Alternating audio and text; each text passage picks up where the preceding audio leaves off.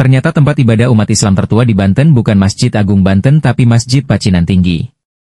Masjid ini berada di kawasan Banten Lama atau lebih tepatnya di Jalan Vihara Karangantu Kampung Dermayon, Desa Pamengkang Kecamatan Kasemen, Kota Serang, Banten.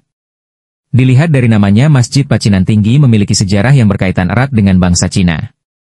Tertarik mengetahui sejarah masjid tertua di Banten? Simak artikel berikut sampai selesai. Dikutip kabar Banten dari video YouTube channel Info Banten, inilah sejarah Masjid Pacinan Tinggi, tempat ibadah umat Islam tertua di Banten.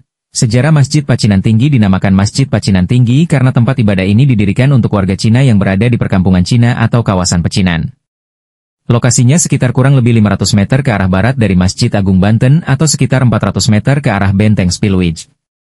Masjid ini terletak di luar benteng Keraton Surosowan dan tidak jauh dari tempat ibadah bangsa Cina yaitu Vihara Dewi Kuan Im atau Vihara Avalokitesvara. Konon pada tahun 1430 Masehi, Banten merupakan pelabuhan yang dilalui oleh rute pelayaran ke pulau-pulau di Nusantara diantaranya ke Aceh, Sumatera Utara, Sumatera Barat dan masih banyak lagi.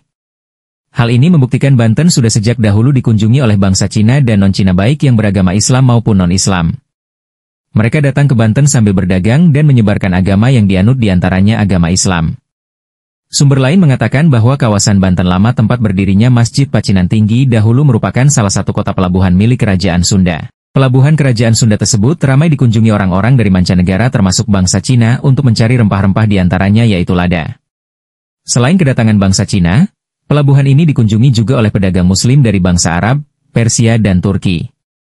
Pedagang Cina tersebut ada yang menetap dan membangun kampung pecinan atau kampung pacinan serta membuat tempat peribadatan yaitu Masjid Pacinan Tinggi. Kondisi fisik Masjid Pacinan Tinggi memang sudah tidak utuh lagi, yang tersisa tinggal puing-puingnya saja. Hanya terdapat pondasi bangunan induk yang terbuat dari batu karang dan bagian dinding mihrab.